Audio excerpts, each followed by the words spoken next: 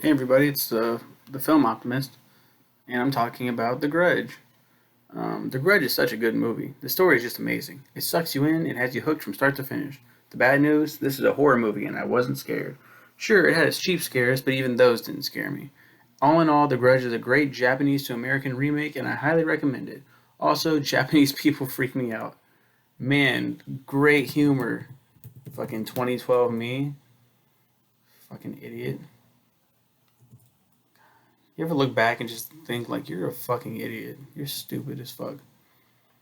Yeah, it's a remake of the Japanese horror film Ju-on the Grudge. It's 2002 Japanese horror. I didn't. Wow, 2002. And it came out 2 years later. The Grudge. Um, Following the American remake of The Ring, which is a remake of the 1998 film Ringu, which is Ring, in Japanese. Um, yeah, of the two, I like the Ring a lot better. I felt like that one was a lot more scarier. The Grudge is. I did that shit at work the other day on the walkie. I was like, ah. One of my team leads was like, "The fuck was that inhuman sound you just made?" It's so unintentional too. The Grudge describes a curse that is born when someone dies in the grip of extreme rage or sorrow. The curse is the entity created where the person died. Those who encounter this supernatural force die, and the curse is God damn motherfuck butt fuck me ass shit. Shut the fuck up. Put that shit on fucking up, Albert.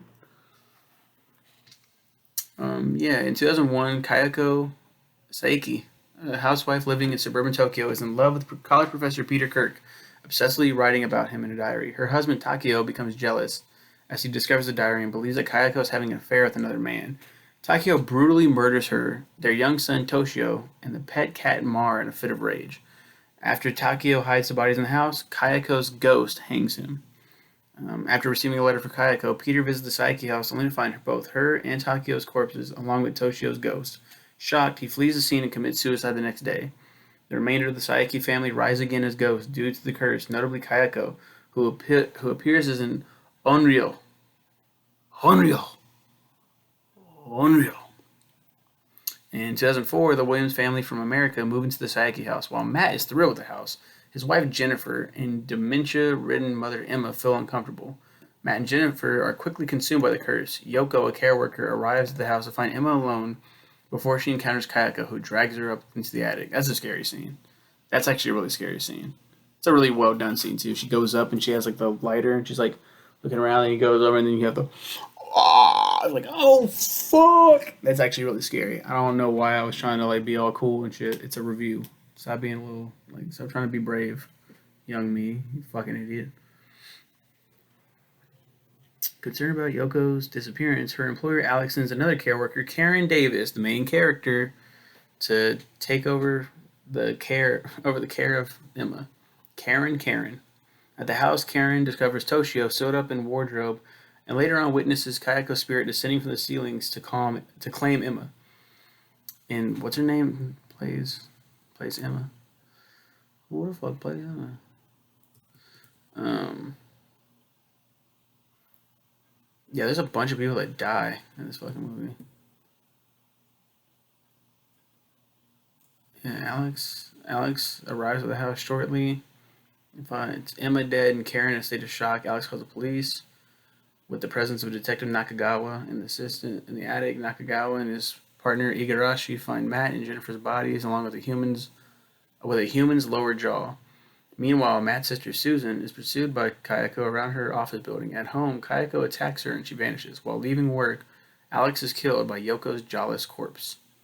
Rest in peace, Alex. Kayako begins haunting Karen, who informs her boyfriend Doug of the situation. There's a bunch of shit. Kayako closes in. Karen sees the gasoline and ignites it. She burns the house down, because that's the thing that carries a grudge. Karen survives, and in the hospital, she learns that the house also survived the fire. Oops. Visiting Doug's body, Karen realizes that she is still haunted by Kayako. She's like taking a shower, and the fucking fist comes out or whatever of her hair, and she's like, "Oh." I don't think that's the end, probably, but that's what I remember of it. It was fine. It was very. It did suck me in. I was like, "This is great."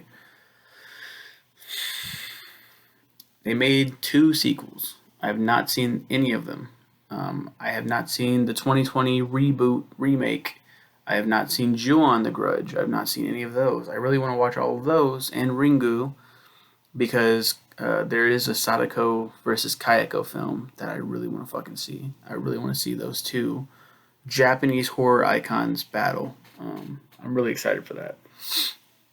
So that's The Grudge. Pretty cool film. Pretty cool horror film. Pretty cool remake. Bye. Have a good one.